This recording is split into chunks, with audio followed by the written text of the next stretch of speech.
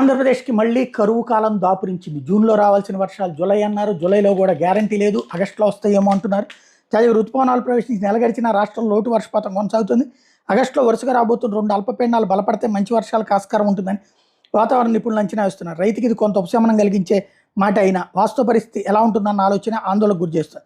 దశాబ్ద కాలం తర్వాత వాతావరణ శాఖ అంచనాలకు అనుగుణంగా ముందస్తుగా నైరుతి పలకరించడంతో అన్నదాతలు ఖుషి అయ్యారు. మే నెలాఖరులో కురిసిన భారీ వర్షాలతో ఏరువాక్కు ముందే పంటల సాగు ప్రారంభించారు. కానీ జూన్లో ఆశించిన మేర వర్షాలు నమోదు కాకపోవడంతో రైతుల కళ్ళల్లో ఆందోళన చేయాలి కనిపిస్తున్నాయి.